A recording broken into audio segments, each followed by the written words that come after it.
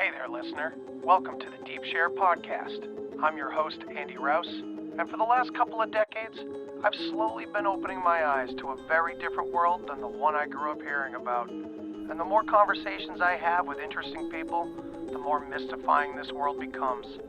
So without further ado, let's get deep.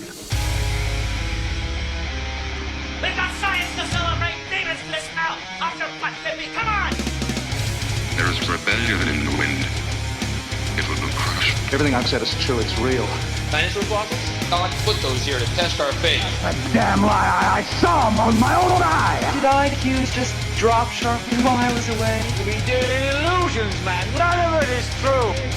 I'm not insane. This is mass madness, you maniacs! In God's name, you people are the real thing! We are the illusion!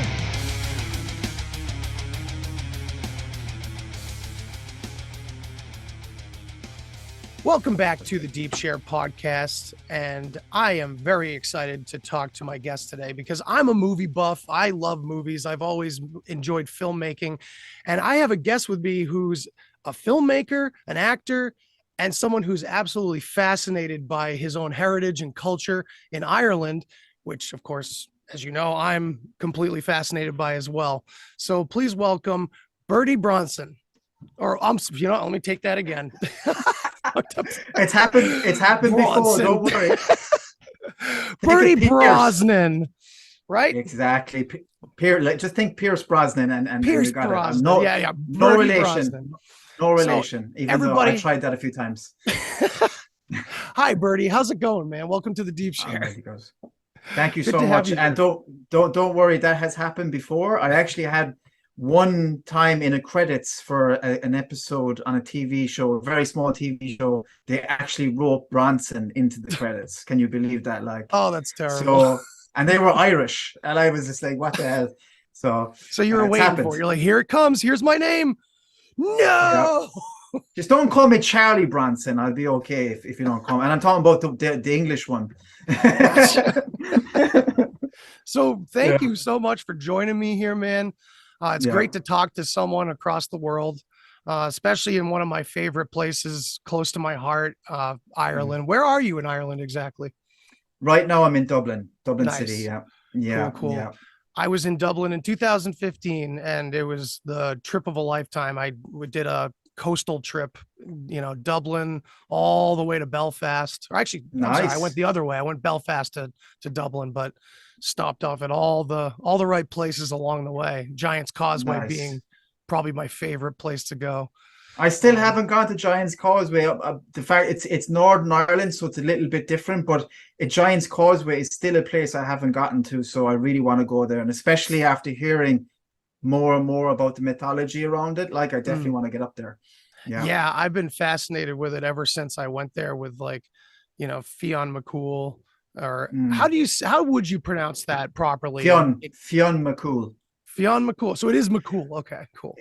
People say Finn as well, but Fionn is really the kind of, again, like you'd have some Gaelgoers, like Gaelic speakers, that would have a different twang, a little bit of a lilt to it, but Fionn McCool is pretty much what we say. Yeah. So my son is Finnegan. I should start calling him Fionn. Yeah, that would be cool. Yeah, that's a nice name, Finnegan, actually. Yeah, it's usually a surname here. It's actually yeah. I switched it up. Good man. That's the way to do it. So yeah, let's get into it, man. Let's give my audience a little bit of background, where you come from, what you're doing, what you're interested in. Okay, yeah. Well, obviously my name is Bertie Brosnan. So I am actually from a place called Tralee in County Kerry, which is the southwest of Ireland. Mm-hmm. Right now I'm in Dublin City. And as Andy said, I have a background in filmmaking. And to go kind of right back into my childhood without giving a huge story now, but just a quick synopsis, from a very early age, I often have talked about this from really young. I was fascinated and in love with movies. And, I was an 80s baby, early 90s. So VHS tapes, we had a bunch of them. We recorded the, Rambo and, I remember Trading Places. You know, we had a bunch of these cool movies, and I've watched them over and over and over and over. I was just fascinated, and it was a real escape for me. Movies were, you know, like 80s, early 90s Ireland was kind of a grim enough place, you know. We were coming out of that 80s recession. And, you know, I think I remember looking back, it was a bit bleak, you know. So movies kind of offered a real escape, you know, and the love for movies, the love for creativity, the love for storytelling. I think that was the real, you know, the nugget of the beginning of it. So moving on, like I didn't ever think I could become a filmmaker because, like, again, I was living in Tralee. It's kind of far away from Dublin, far away from the city, and it kind of technology, like, you know, 17 years ago, 15 or 17, 18, 19, 20 years ago, wasn't accessible as it is now. Like the cameras were still massive, you know, everything was so expensive, and it just felt like the film industry and TV industry was something you just kind of had to be born into or something. But anyway, around 17 years old, I did start feeling that I want to be a filmmaker, but it didn't actually happen till I was around 22 when I moved to Cork City, which isn't too far away from where I'm originally from.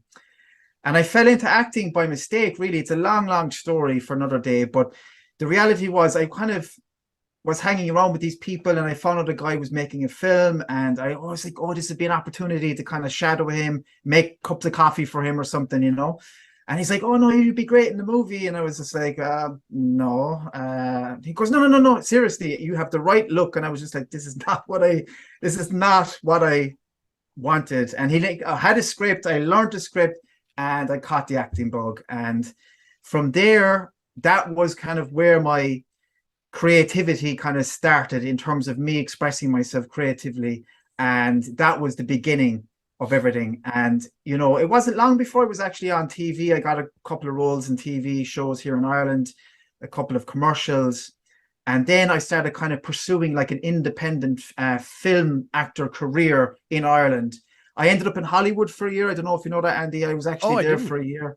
Yeah, cool. I was there for a year in 2011. Yeah, I got an opportunity to go there. And I was actually living there, in Glendale and Burbank. So I still have friends there. And we were talking beforehand. I actually still keep in touch with a lot of people from the Pacific Coast, you know, and also East Coast as well. And, you know, I had an amazing experience. And while I was there, I actually really learned that actors can actually be productive and make their own films. And that is where all this came from, all my little movies there. Yeah. So that was kind of, you know, from around 22 years old up until around a couple of years old. I'm 37 now, so around 35 years old. That was really my big aim in life, was to kind of focus on getting a film career. As I started in acting, I kind of moved into filmmaking, screenwriting, producing, doing everything myself, networking, meeting people, getting people on board, little bit of micro funding here, fundraising there, putting these films together. But in saying all that, although I still have my foot in the door of the film industry, I still always kind of felt like a square peg in a round hole, if I'll be perfectly honest. I've met a lot of good people in the film industry and have a lot of, you know, great experiences, but I never really felt like I fit into the film industry. It's a funny one. I think what I'm doing now, and obviously we can talk about this, is definitely the real essence of who I am. You know, I think it was all leading to this, you know, and I think all of it was almost like preparation for me and what I'm doing now, you know. So that's kind of a quick synopsis of everything, you know. That's great. You know, honestly, looking at your work, and because I of course got attracted to your page from all the Irish history and everything. But then of course, looking into all your work and watching your short films and everything, I was like, wow, okay. So this man has had his foot in the door, and still does, and kind of could just continue down that line. But it seems like it automatically felt like you were following a passion when it came to talking about your homeland. And it really must give you a a little bit of a benefit to have the acting chops and the filmmaking chops where you know how to present this information in an intriguing way. Like I said before we were on the air, and for anybody listening, check out Bertie's stuff because he really presents this information beautifully and really well documented and provocative. You know, I want to know what's next. So yeah, kudos thank you, Andy. I appreciate it, and thank you for watching my short films. Actually, I get a lot of comments. I get a lot of likes and kind of people reaching out. A few hate comments as well. Of course. I'd say you might get one or two as well, Andy, from time to time. Oh yeah. It's a part of the course, you know. People actually get surprised sometimes outside of this. They kind of, oh, you get hate comments. I'm like, I've had hate videos actually already, like duet videos where people are just like really hating my take on things. But my gosh, yeah, it's crazy. But anyway, I'm kind of, but you made it. Yeah, I digress. But my point is that, like, when someone actually comes into the comments and says, I actually watched your short films on your YouTube, it's like, oh yeah, like I'm really excited about that, because the views on my short films and my feature film and stuff like that are nowhere near the views that I'm getting on the Irish history stuff. So I always acknowledge that, and I'm like, okay, that's my background, and that has led me to this point. And as you were saying, and I've thought about this and I've done some videos on this as well, kind of like little kind of filler videos on my TikTok and my Instagram, that my acting kind of, because I've done some training. I never went to college for acting. I've never went to college for filmmaking, but I've done lots of training courses, classes, and also, of course, the apprenticeship in actually doing it and going out there and actually being inspired and working underneath people that were amazing, you know. That has really helped me, you know, hone the kind of craft of storytelling, and it's helped me obviously with video production as well, you know. Because the last thing that I am is a very technical person. Like I'll say that straight up. Like, I don't really like filming. I actually prefer the creative stuff, all the writing, the storytelling, the editing. I love the editing, but that took a while to get into that. But the filming and things like that, I still, it's my least favorite part, if I'll be honest. Yeah, honestly. Like, I like working with a cinematographer. Like, I like being the director, but actually being the videographer, that's still my least favorite part. There's so many different aspects too to cover. And, you know, I'm sure you know this as well as anybody, that like, when you're trying to put a production together and you're counting on so many different people too, it's a whole thing, man. It's pretty wild. It's actually an amazing point. And I think that is another reason why I love what I'm doing now more than anything else, is because I am self-sufficient for the most part, and I can do this myself. And it's the power and the brilliance of modern technology and what we can do. I mean, what we're doing right now, 10 years ago, 15 years ago, would feel like, oh, what the hell? Are you serious? Like, you can do that? And you know? I was just talking to my buddies last night, the movie podcast I was telling you about. And, you know, we were talking about that, how it's interesting that, you know, the movies, the full blown CGI green room movies are just getting more and more and more expensive. Meanwhile, you know, I grew up, I'm 37 like you, born in 85 like you. Nice. I loved your Living in a Dream short on YouTube about growing up, because, man, I mean, you had mountains, I didn't, but same setting, all by ourselves at 10 years old. You know what I mean? Absolutely.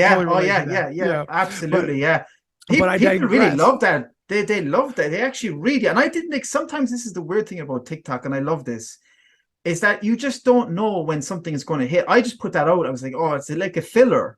And next thing, what I feel right now.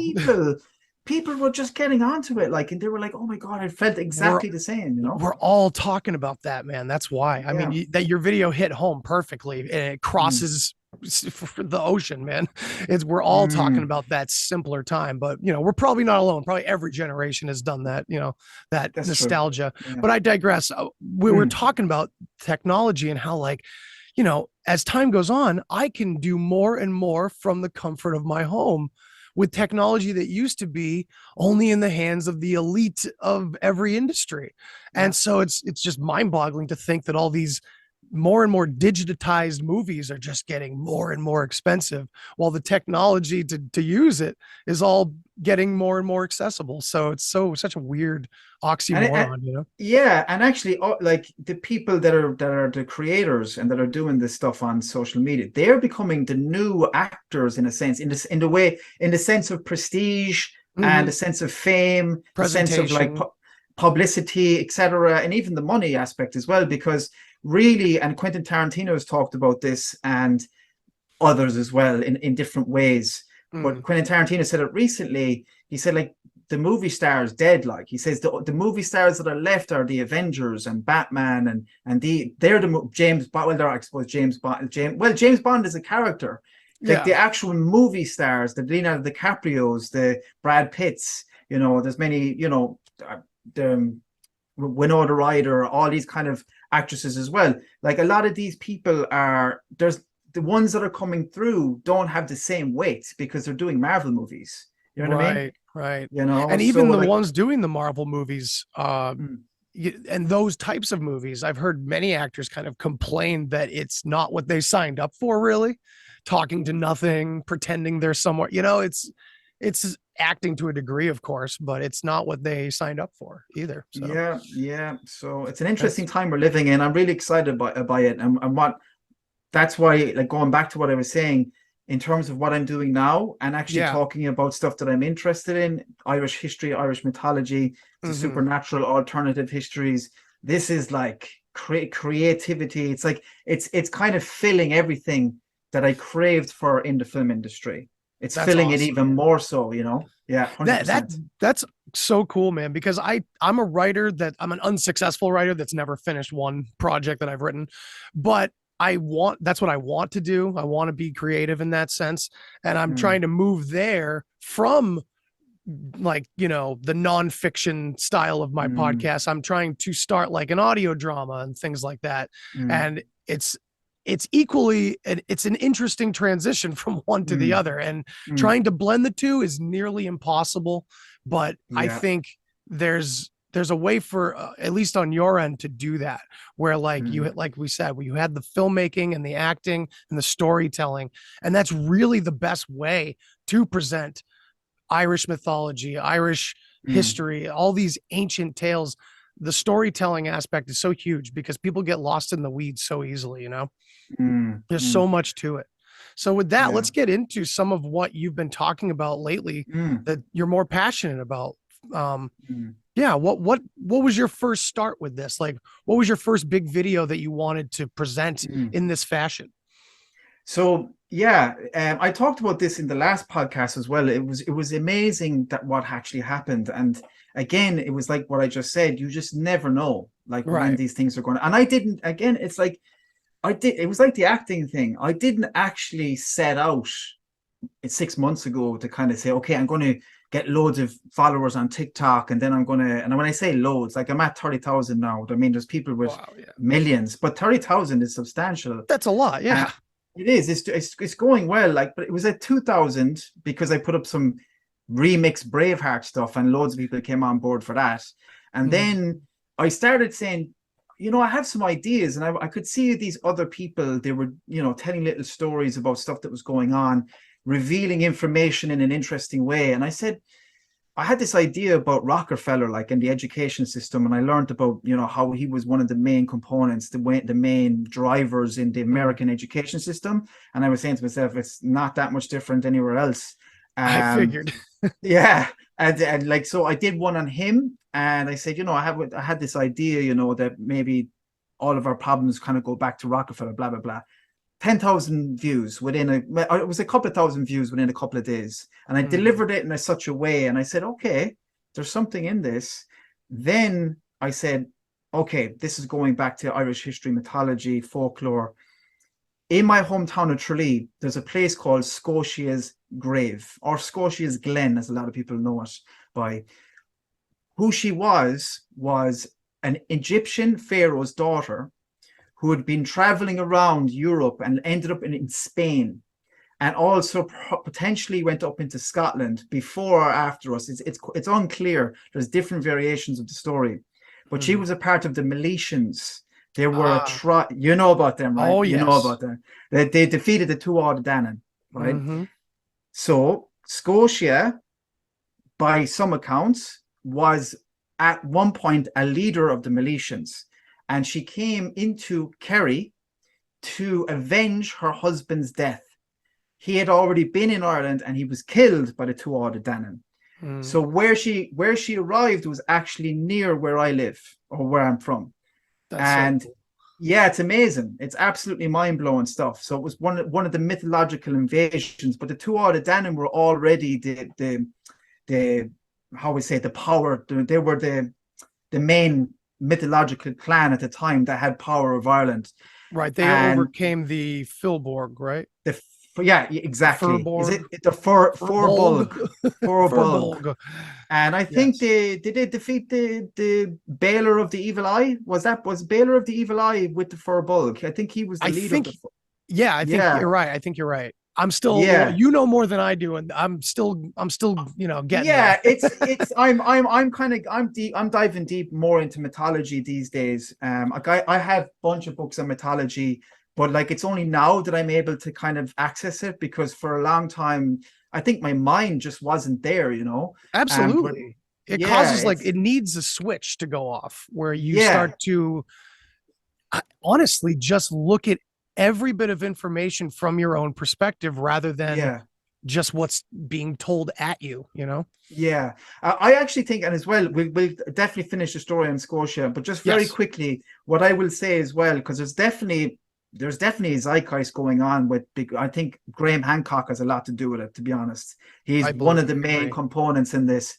He's just like, he's one of a person that has come along and kind of just voiced a consciousness, that's Yeah. going on, and I'm starting to think that the mythological invasions were intermingled or intertwined with these kind of apocalypses, right? Or these resets Yeah. potentially. Now, I'm not trying to put a theory on it. I'm just saying that there was stuff going on, I reckon, the flood mythology, where certain groups were coming to Ireland. They came to Ireland either before or after the flood myths, or one of the floods, and would have taken over. And then what it was that other clans were coming in while these were the ones that were in charge, and they were taking over. Now, I'm probably kind of not making too much sense there, but Oh, that's okay. my main point is that I feel like it's all a little bit intermingled with what Graham Hancock is actually talking about these days. So Yes. to get back to Scotia, she came to avenge her husband's death with the Milesians, and the two Ard Danann were the power force. They were the clan of Ireland at the time. For how long, we've no idea. We don't know. Maybe centuries, maybe millennia. Who knows? We just don't know. The two Ard Danann were definitely the magicians, of all of those clans, mythological clans. And I say clan, I mean probably an extensive clan, like an actual major force, Right. Like a kingdom. like a kingdom. Exactly. A Borg. Yeah, and it was spiritual as well. Like it was spiritual in terms of their power, like what they had over the land. Probably not as many as in Ireland right now as 6 million people. Of course, there wasn't that many two Ard Dananns, but they probably had this, real power over Ireland. And it was interesting that she came in at Kerry. Like, Kerry is called the kingdom. It's nickname that has stayed with us till this day. My father calls it the last kingdom of Ireland. Like, we are known as the kingdom. So she came there and came onto the shores, and they actually did defeat the two Ard Danann. But in defeating the two Ard Danann, she had her head chopped off, potentially while riding a horse, potentially in the battle, but apparently she could have been pregnant as well. Now, all of these it's a bit speculative, obviously. Well, it's not a bit speculative, it is speculative. Nobody knows for sure. But apparently she's buried in this spot, really just a couple of miles from where I'm from. And actually, that video I was talking about when we went up to the mountains, that's the exact spot we used to be going to, Scotia's grave. So there's a big stone there. And that was the first video on TikTok that I made that it went absolutely viral within 20 minutes. It was like 10,000 views within an hour, 50,000 views by the end of the day. I was getting a little bit freaked out because there was people commenting, and of course you automatically go to the negative comments, even though there's 1,000 nice comments, but there's like 10 really nasty ones, like, and I'm just like, oh my God, no, bro. I didn't know what to do, because I wasn't used to it. That all I did was told a very quick story about Scotia's grave, and told that story in quick 60 seconds. And that's what happened. That's how it all, I mean, that was it for me. I was hook, line, and sinker, just like the first time I was acting. It was like, awesome. This is where I need to be. This is what I'm going to do from now on. I know. What a resounding yes from the universe for you, right? Like, you made the right decision.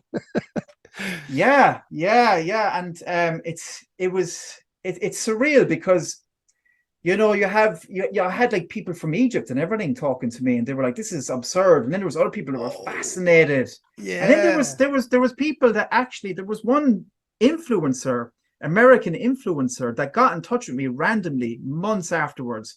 And she's like, I'm at Scotia's grave with my mother. We're related to her. And I was just like, yeah, whatever. No.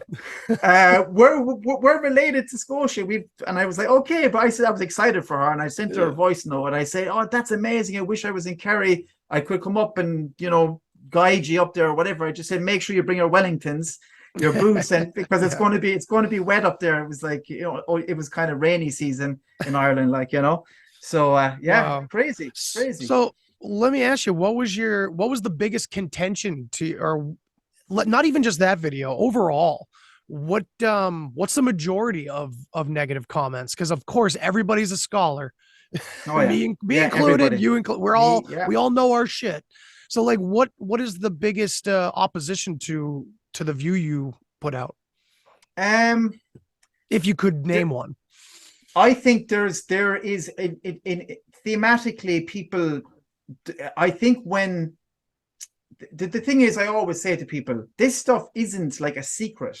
It's when people were saying about the Scotia's grave, I was like saying, if you just Google Scotia's grave, Tralee, you're going to see heritage site, everything written about this. This isn't something that I found in a book in the basement of the Vatican that they're trying to hide. Like, you know what I mean? They're hiding all this. I didn't find them in plain sight. Yeah, like, I'm just delivering it in a certain way.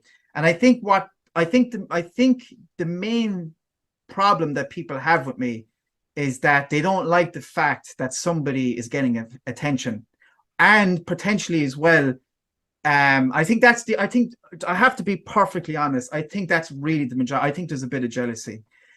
But yeah, I really do. I really think that there was one or two people that got in, and I just think they just do not like the fact, because they were trying to do similar things themselves. Oh, okay. Now the context. Yes. So yeah. Now, in terms of a political standpoint, there has been some people that have really sent some nasty stuff, saying this is absolute nonsense. You don't even. One fellow was trying to call me British.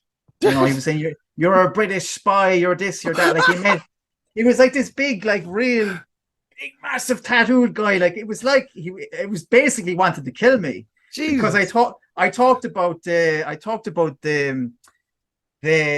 Dermot MacMurrough, who invited King Henry II into Ireland. You Google that and you'll find out it's in every Irish history book. It's in every Britannica encyclopedia. It's everywhere. Like, it's taught in schools. Right. And I talked about this.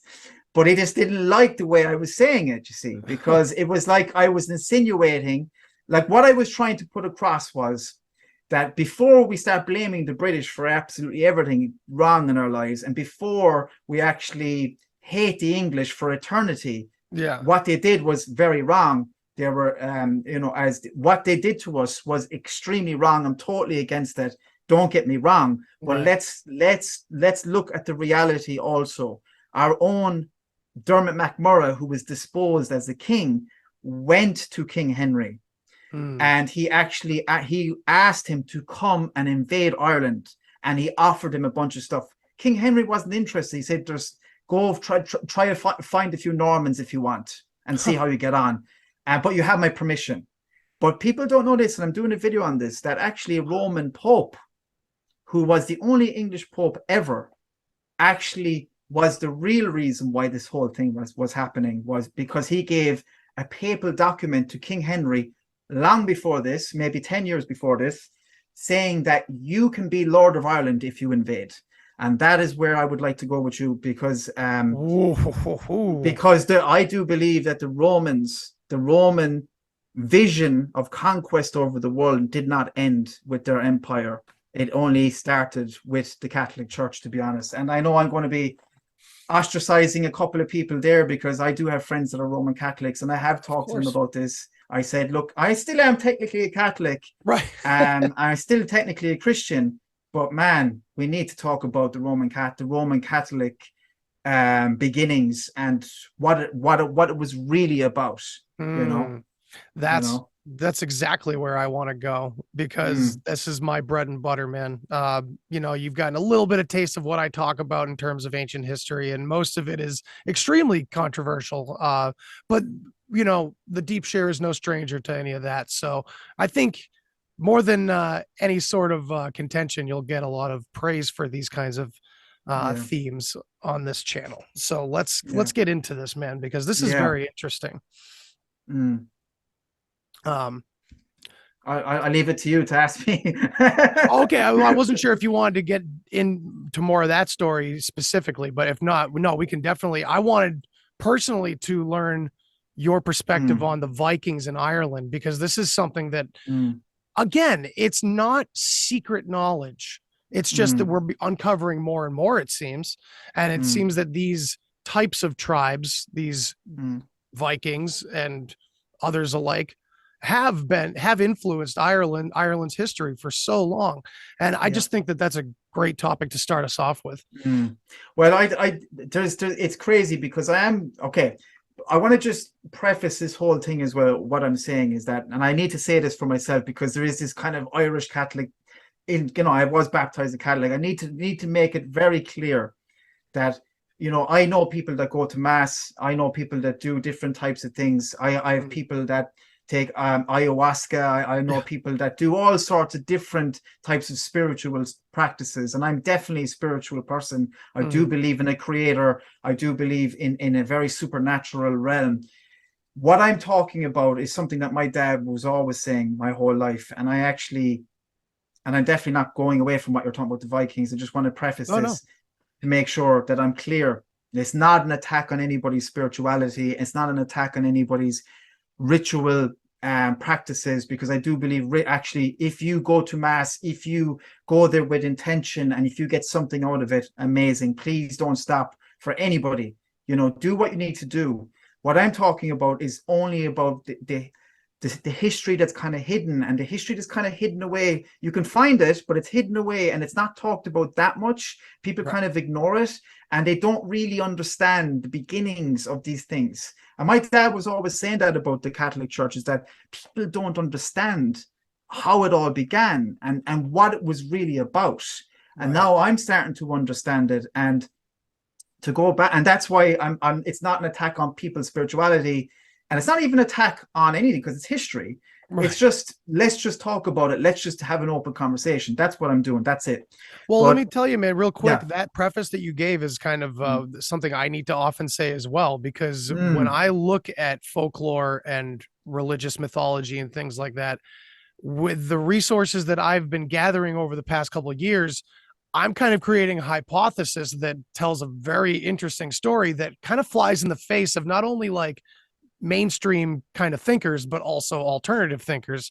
So I'm running into this contention where, we'll get into it, of course, but, I'm looking at a lot of characters like the Tuatha Dé Danann and stuff like that as real history and real people. But of course, that means I'm taking away everyone's fairies, elves, aliens, angels, gods. So I have to also say, I'm not taking that away. That is clearly happening all around us all the time, and within us and without us, because what is without in this crazy place anyway? I'm completely on board with that. However, history is telling us something very specific about these things. So again, I just wanted to clarify that I'm right on the same page with you with that, where there's always these you got to fall between the cracks to really get the answers, and people want to kind of lean on one side or another. And that's just something we always have to contend with, It is, and that is like, very quickly, that is kind of the main theme. If anybody attacks me, it is really just it's like in a defense mechanism. If I talk to a religious person, if I ask a couple of questions, it's almost like, oh no, you can attacking. feel like Right. they're being attacked, but it's not actually them that's being attacked, it's their ideology. And it's like, for me, it's about open conversation, But anyway, Absolutely. I have you heard of Conor McDarry? Have you read his book? No, I have not. Where is it? I feel like you and me are going to be like trading some books in the future or something. Yeah. A little book Irish. Check out Conor McDarry's works. Okay. I've only gotten into him recently. Conor McDarry. I can send you on to you afterwards. And if you want. please do. Yeah. Yeah. Because you're sending me stuff. I can reply.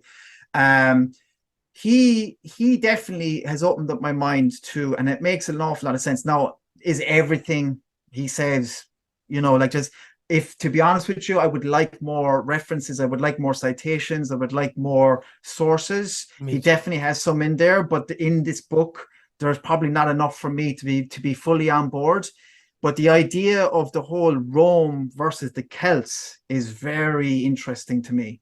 Because my father was always, my mom's always saying, you're always talking about your dad in those podcasts, It's like, but it was almost like he's been right the whole time about this stuff. It's just, he wasn't able to verbalize it in such a way that was articulated well. He came across kind of brutish, but he was goddamn right. I just find it fascinating. That's awesome. So Conor McDarry actually believes, right? Now, I'm not saying this is true. He believes, and I actually had a few people on TikTok commenting, saying, kind of backing up what he was saying. No, sorry. Okay, Conor McDarry believes one thing, and the TikTok people believe something else, but it was all interesting. Conor McDarry believes that the Vikings were a part of the Roman attack on Ireland.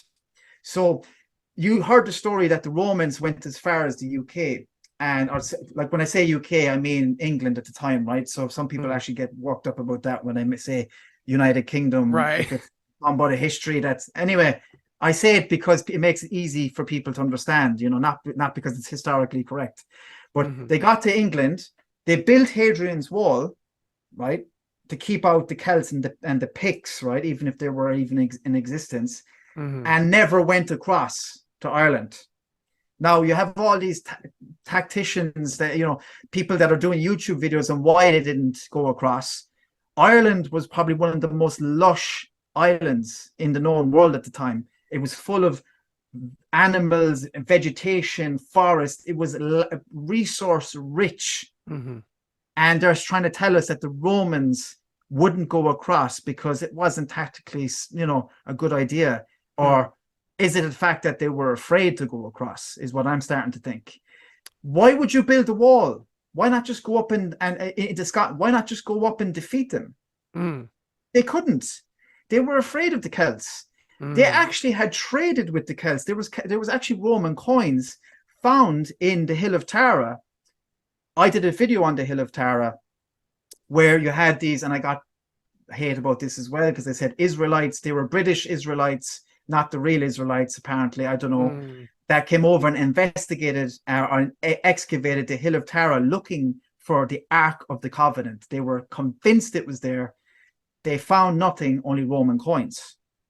So the Romans were trading with us, but they wouldn't expand their empire and just overcome us.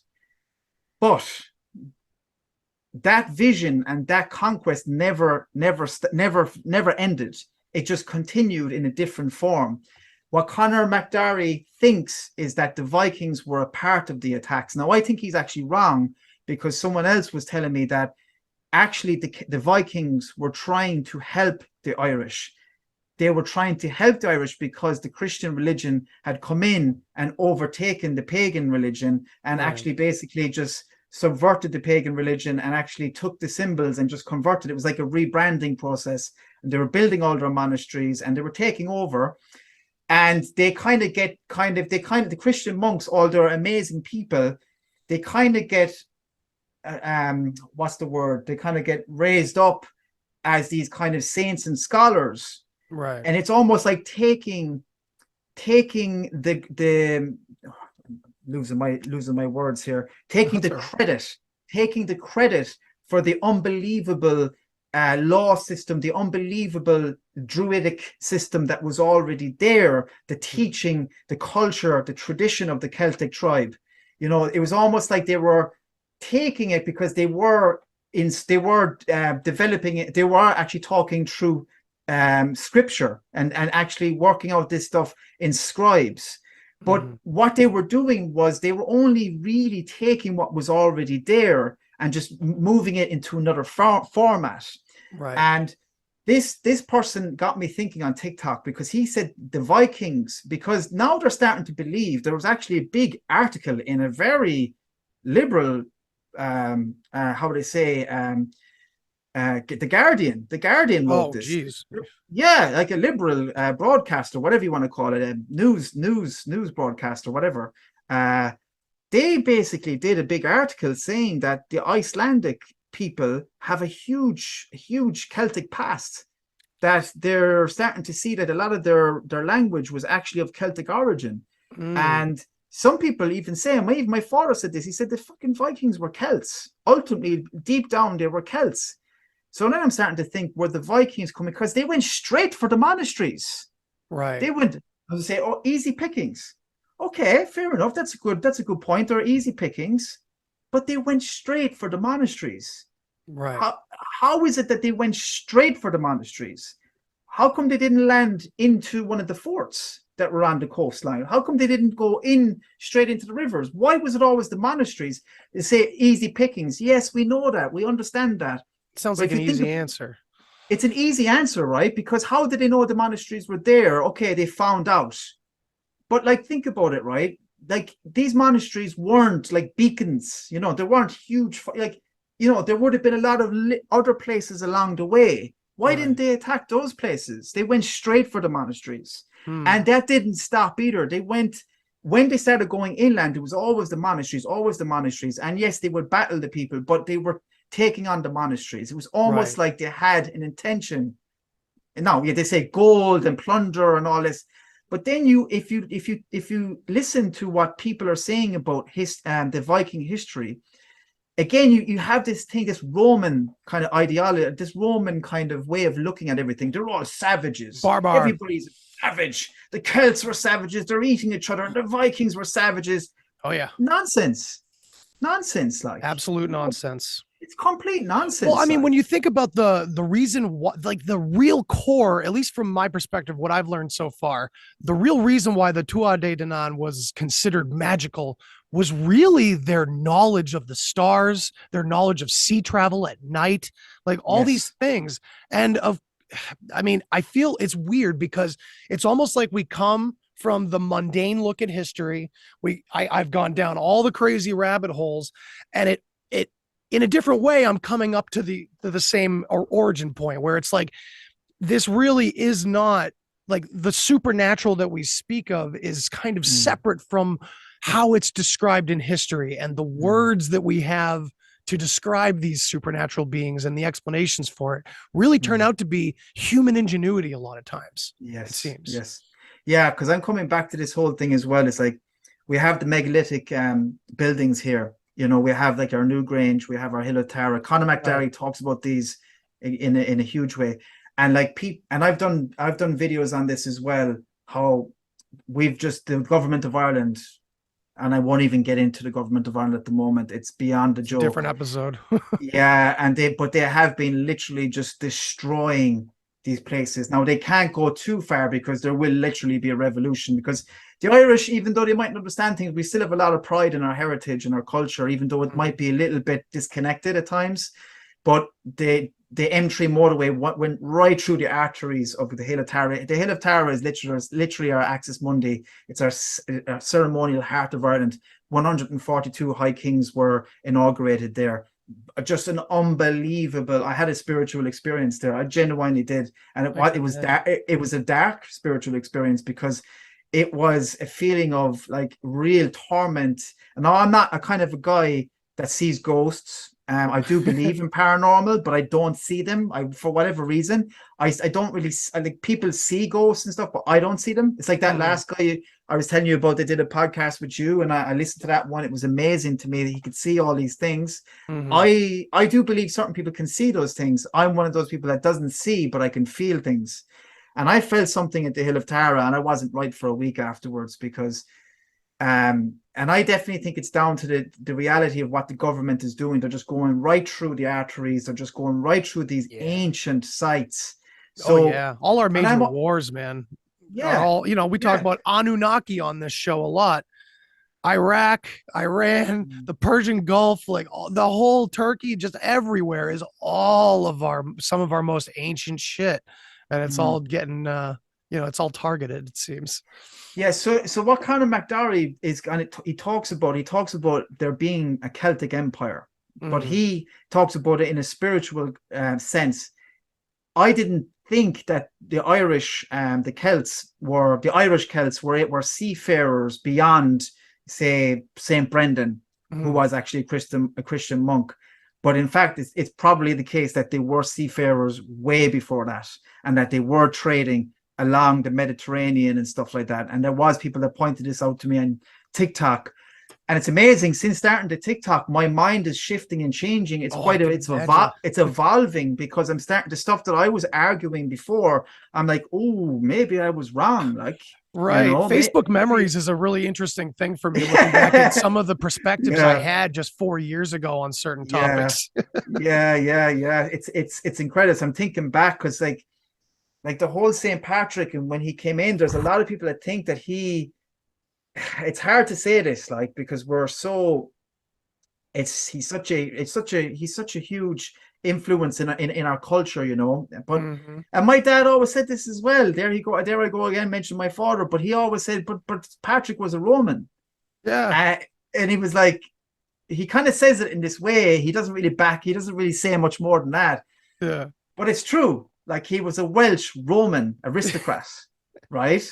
Yeah. So he was sent to Ireland, and one of his first things that he did was, one of the major things that he did was go to the Hill of Tara, go to the opposite Hill of Tara and light a big fire in defiance of the High Kings, right? And I'm thinking to myself, he didn't do that by himself, like, but it was kind of the story doesn't really talk about, did he have an army with him? Like, it didn't really go into that, but like, how could one man just do that and not be taken out and not killed by the High King's army, right? Exactly. Like, but he wasn't, and he succeeded in converting Ireland into Christianity. And I remember people were calling me out on TikTok because I did these Christian monk videos about how there's another book that I read that it's about how the Christian monks saved Western civilization through saving the books of Rome, the books of Greece, the books of this, the books of that.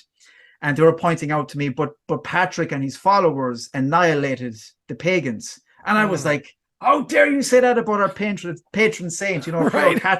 Catholic kind of coming out of me. How dare you? Yeah, how dare you? Just came here and got rid of our snake problem. Yeah, we've never had before. That's it. The Brothers of the Serpent could get on this, Oh, they have. Absolutely. Many of us have. It's that's interesting that it's still like, so from your perspective in contemporary Ireland, he's still revered, like, massively. I never really knew that, because over here in America, like, everything's falling apart kind of, on purpose. But that includes, like, it's funny how they want to destroy the Western world, and they're doing it by allowing a lot of their old secrets to come out. So we lose faith, and a lot of other people get to lose faith in their country. You know what I mean? Right. So everything's coming apart at the seams. But it's so the St. Patrick's thing for, all of us Irish folk over here, man, it's like, we know exactly what's going on. Like, there were no friggin' snakes in Ireland. No. And the serpent has always been the pagan heathen symbol. Oh, but we do, like, if you have a brain in your head, for the most part, without sounding fucking arrogant, like, we do kind of know that it's an analogy for the pagans, Okay. Like, there is. We do understand that, but I don't think the Irish think through what does it mean. Yeah, what does it that he lead got- to? what is getting rid of the snakes, because there were no snakes. Oh, it's an analogy for the pagans.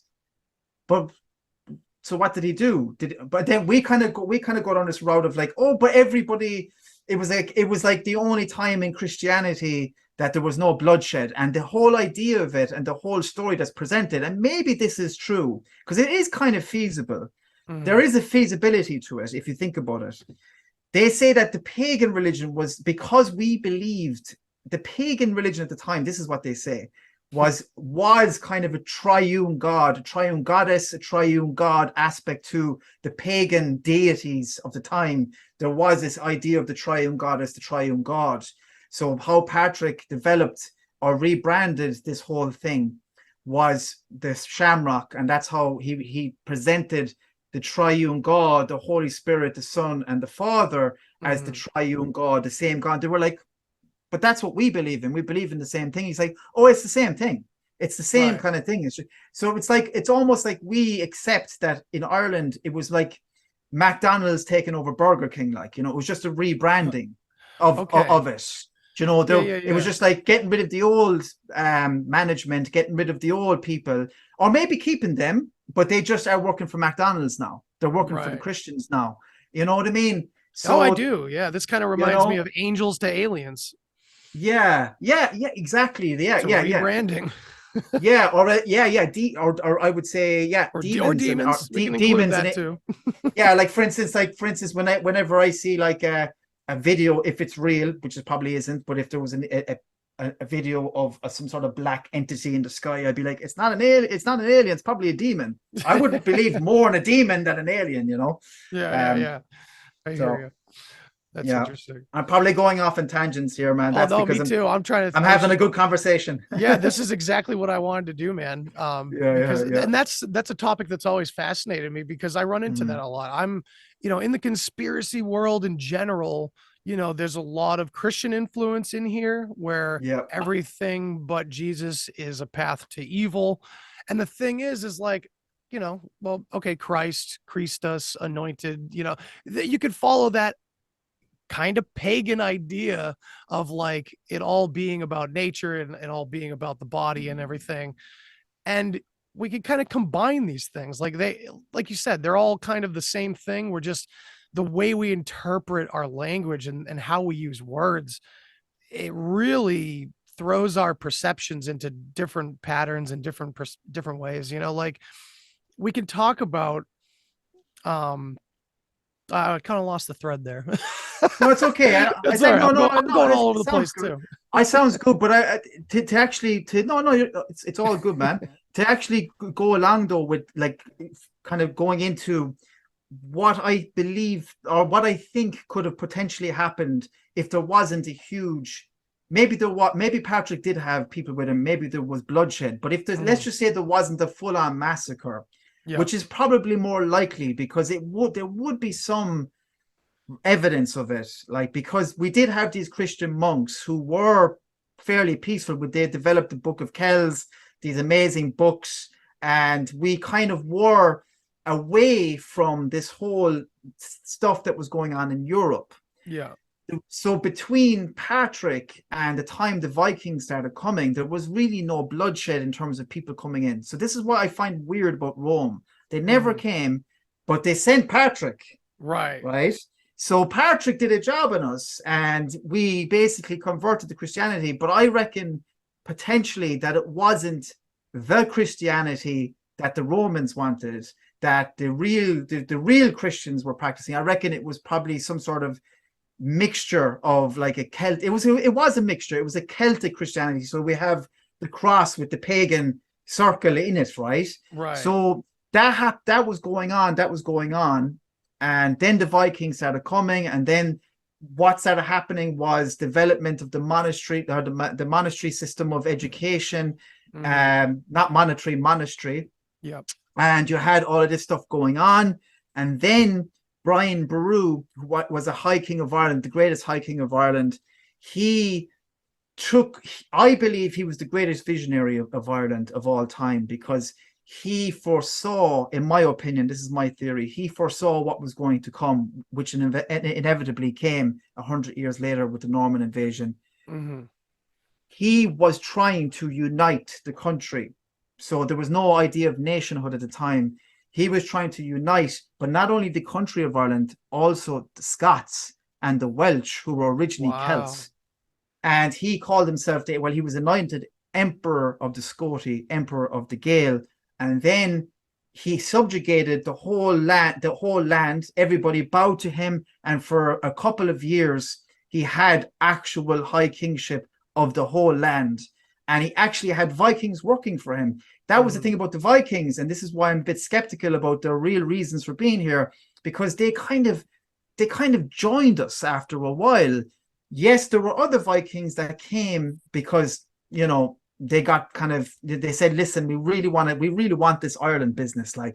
They were on the Hebrides, they were on these like Scottish islands and in the middle of the ocean. Like they wanted to actually come and have their own kingdom.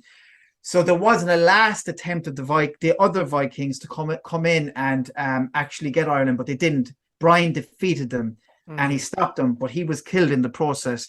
Right before that, he was developing the whole amalgamation of church and state, which was unheard of.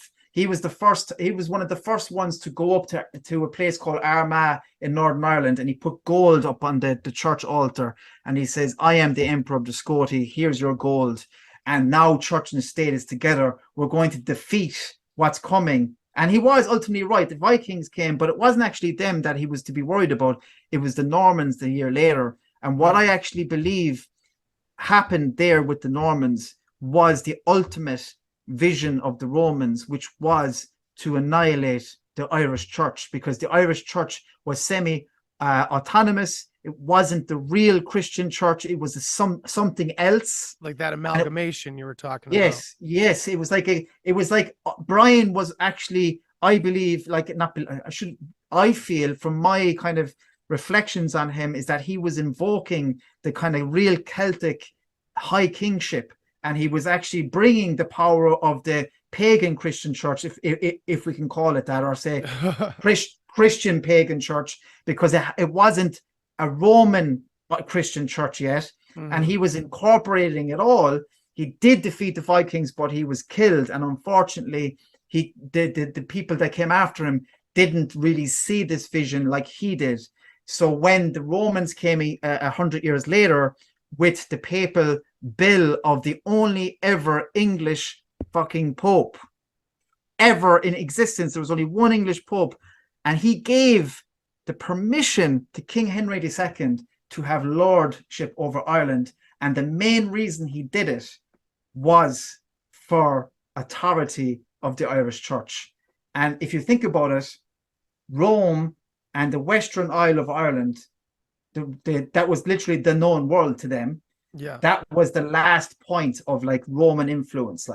And they wouldn't come across that time before, but now they're going to get it. And I think that's what happened, because it was, and I finish on this, there was the Pope Adrian IV, along with the sellout Dermot MacMurrough, the deposed king of Leinster, with Strongbow, who was basically a little lackey boy to King Henry II.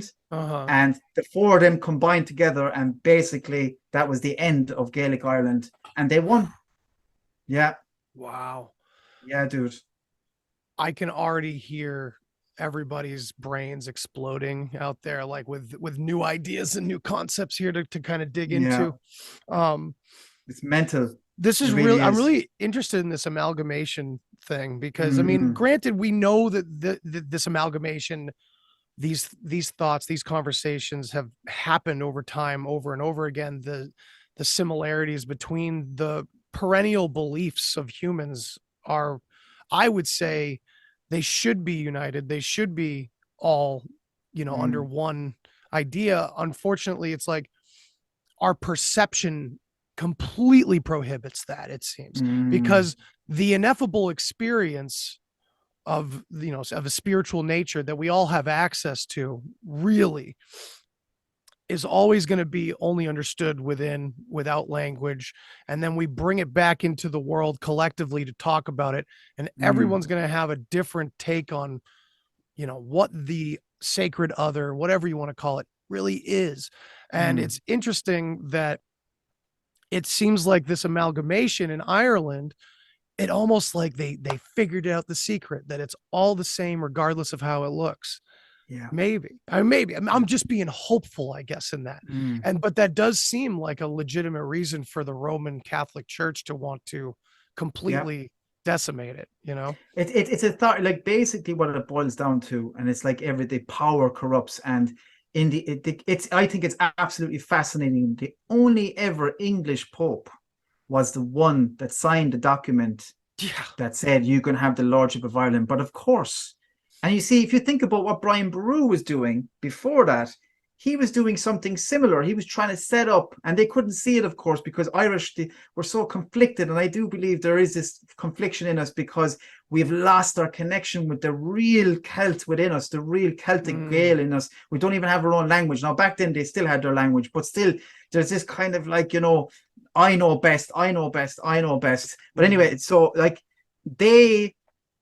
how would I say, King Henry II, who really was going to Rome, the Pope Adrian IV, and he was like bowing down to him. You give me the paper. Okay, I have the paper. I'm going to hold on to it.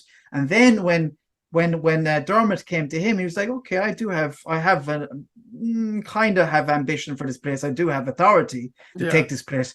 If you can go find Strongbow, if you can find one of those guys that can help you do the dirty work, I'll follow afterwards, and I'll be what was going on was church and state and power and like the army all combined together with a sellout, and then they went and just took it, and that was the end of it. Like really what we had in Brian Boru and what we had before that was a version of that, but of course we're just this little island, at the edge. What they had was Rome, England, and actually he was an Anglican king or Angusin or something like that. He was actually a French. Then another thing that people do to be on TikTok, he wasn't an English king. He wasn't an English king. It's like, yeah, Google it. Yeah, it's everywhere. He was the king of England. He was French speaking, but so was William the Orange. He was a Dutch king of England, Right. So just because they spoke a different language didn't mean he wasn't king of England. He was king of England, So yeah, it's fascinating. I think the whole, and you know what? And I've looked into America as well. I think this whole, people, the whole esoteric way they built Washington, the whole my God, yeah. city of London, all the stuff that's going on with the city of London, the Roman capital, then the Vatican. All of it all seems to be intertwined with spirituality, isn't it? Oh, absolutely. Oh, yeah. So absolutely. they kind of hide that from you. They hide it from you in plain sight. They hide it as much as they can. And oh man, I wanted to get into this topic a little bit. I'm kind of we're running out of time on this, so we might have to I don't know, do a part 2 at some point. We can, of course, man. That'd be really fun, but I did want to get more into the spirituality, more into folklore, because I know you're interested in those things too. What is your favorite Irish folklore? Let's start there. Question. If you have one, what would you say? Anything that I don't know speaks to you? I think again, what speaks to me, like, is what Brian Boru was inspired by, because he was inspired by Fionn McCool, actually. He was inspired by Finn and his band of warriors. In mythology, they were actually aristocratic band of warriors, and they used to just go off into the wild, and they'd be, having little adventures and little battles and little fun and games, and meeting different characters and stuff like that. And Brian Boru was inspired by that, and actually had his own little rebellion and band of warriors and went off into the wilds of County Clare while he was actually a prince. So I think that speaks to me in a way, because that whole idea of going off into the wild and having your own little band of warriors and going off, because it goes back to that video that I did on TikTok, going off into the mountains and for the day, like, and that's what we were like. We were like a little band of warriors going off, and and being enveloped into this beautiful Irish landscape. And of course, then we had the Scotia's grave going on. Of course, like that's probably one of my favorite as well. But the way we were was like a band of Finn McCool's warriors going up into Scotia's grave, you know. That's and like, so cool. Yeah, so I think that's the one that speaks to me the most. If I was to say one more, my second favorite, and it goes back. Brian Boru is obviously my favorite person in history. You should look into Brian Boru, man. It's amazing. Oh, I'm going to. Your videos on Brian have inspired me. I've watched all of them. So I'm going to be doing lots more this year. So I'm going to be doing a lot of Brian stuff. We could do a whole expose on him. Yeah, and I'll definitely come on again. So we can talk more. But the other one, and this is obviously everybody knows about the Banshee, right? You know, we all know. Like I think the Americans pretty much know the Banshee, yeah. The woman that cries, the demon or whatever it is, or the not the demon, but a supernatural entity, usually female. Well, it is always really female. Is it a female though? We don't know. That screams or roars or cries when a person of the family is going to die.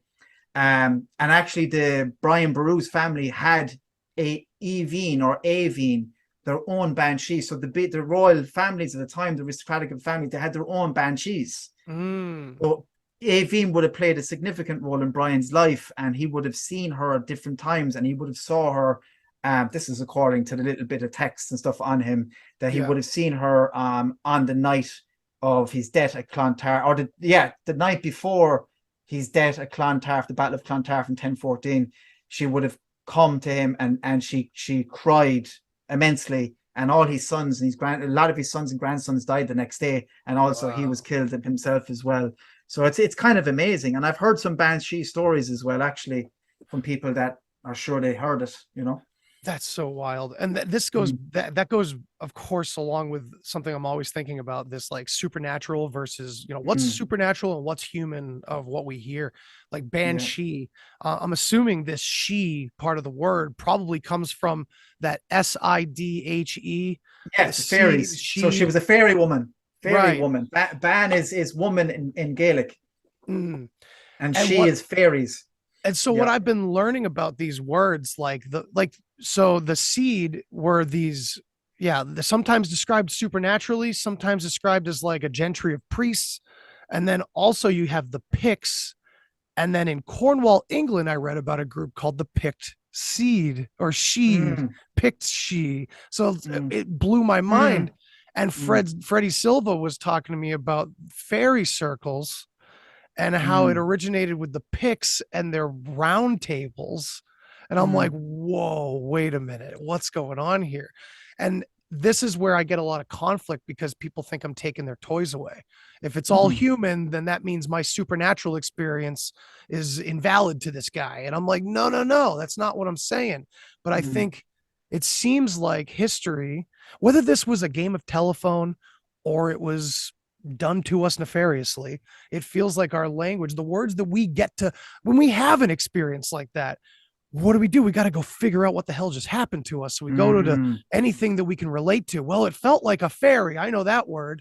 Let's go read about it. And there we have all the mythology laid out for us. It's not you. It's not consciousness. It's not something we don't want to tell you yet. It's all these external personifications of these other beings. And I'm not trying to fly in the face of it. I just, this is a real conflict for me because it's like, we have what seems to be, you know, you talk about all these early tribes that are mythological in Irish history, but it is weird how the stories themselves seem to extend beyond allegory, analogy. 100%. It seems like we're talking about massive migrating groups of people coming into this absolutely beautiful place, the Erie, and trying to take it. You know, I just wanted to, we've beat around the bush a little bit about this, but I'm just curious because you are a spiritual person as well as a historical person, kind of like myself.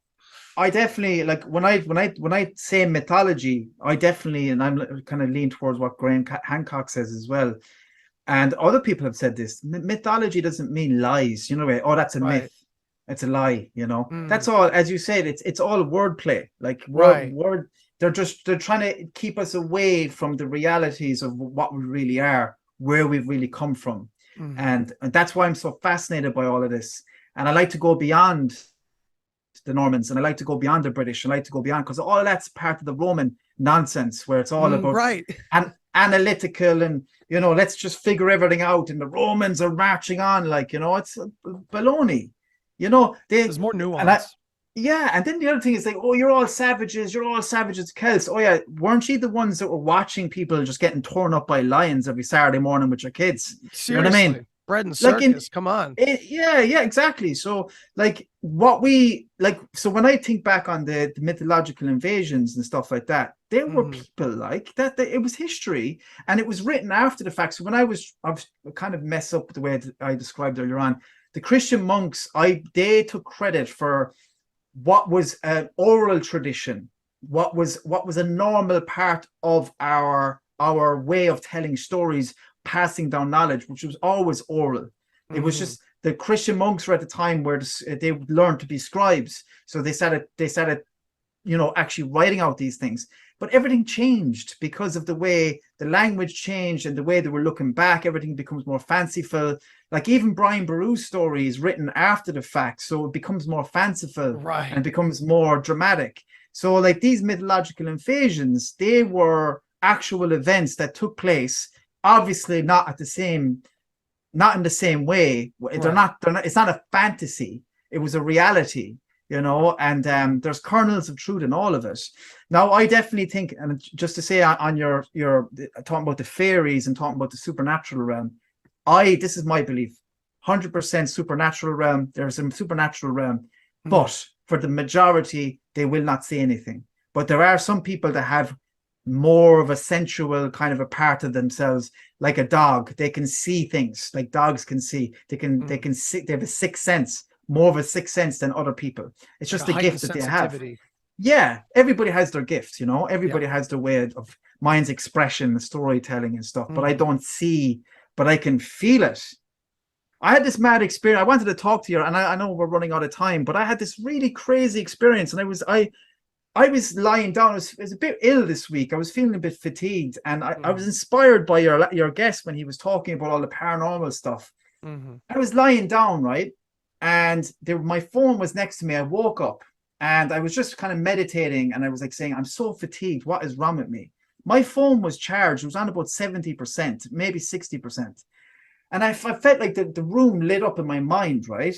And it was like this bright light. It was just like a weird vibe. It was like I was in a hospital ward or something, or like some sort of like a surgery kind of a place or something like that. It was like really bright lights, And next thing, I kind of woke, kind of got up, and my phone just went dead.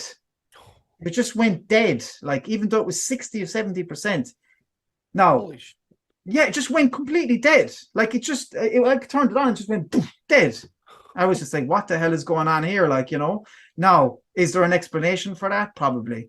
But straight away, ultimately, I was thinking, I just had an experience. There was something to that experience, because I felt it was like an otherworldly kind of feeling going on in me, because I was kind of a little bit ill, fatigued. And that white light kind of a thing. What the hell was going on? I know there's going to be people judging me when I'm saying this. I don't care.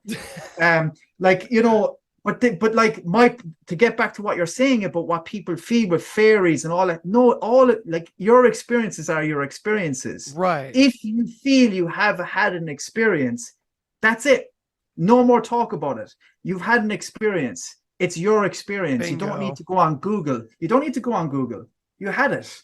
And if you tell people, yeah, exactly, that's true, yeah, exactly, and tell everybody that's how they need to feel. They need to be like putting out batteries and phones like from now on. That's how you prove that you're a priest, No. No, I just had an experience. Now maybe there was an actual reason for it, but I charged up my phone later on, and it hasn't gone off since. So like, what the hell was going on? No, I'm with you, man. I love the way you describe that. It's like, there might be an explanation for it, but the real important aspect was how you felt in the moment. It's almost like the mundane explanation kind of seals the deal. It's like, well, yeah, of course, on surface level, sure. Yeah, nothing happened.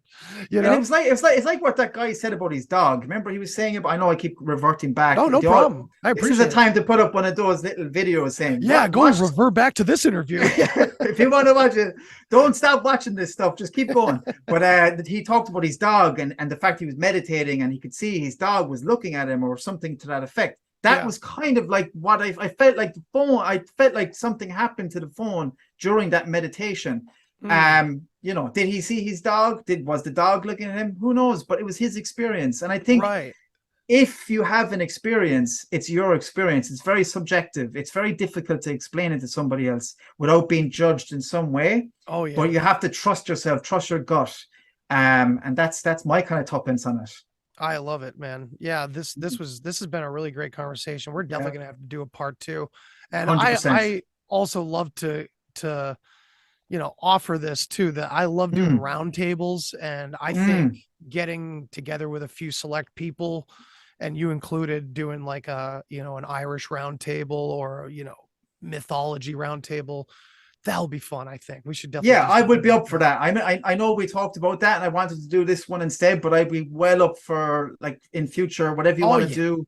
Just give me a shout, man. Yeah, absolutely. Because I think we have the opportunity to kind of teach each other a bunch of different perspectives on these things that we're interested in. So it's always good to get involved with new people that have the same interests like this. So I really appreciate you coming on here, man. Thank you, Andy. I think we covered everything that I have written down, which, seriously, I don't often write anything down. I wanted to make sure I had some good stuff to bring up here. Everybody needs to go check out your work. So please plug your information for people to go find you. Yeah, so you can get me on TikTok and YouTube at the same handle, at Bertie Brosnan. I'm sure maybe you can write that up somewhere. Oh yeah, in the description. I'll have it right on the screen for us. Perfect. And then on Facebook and Instagram, I'm actually trying to get the Instagram up. So if people would, that would be a really good one to support me by. So it's at Bertie Brosnan Films. So that is for Facebook and Instagram. So that's where you find me for the majority. Yeah, awesome. For sure. Perfect, man. Yeah, you got a lot of great content up there. I like your short films, but I really love all the Irish history, man. Yeah. And I can't wait to pick your brain some more, and maybe we'll do one soon. Okay. Yeah, for sure, Andy. Thank you so much. I appreciate it, man. Talk to you soon. Okay. And everybody, be well. Thanks for listening to this episode of the Deep Share Podcast. If you want to hear more, then hit that subscribe button. Follow me on all the social places. And remember, think for yourself, but don't always believe what you think.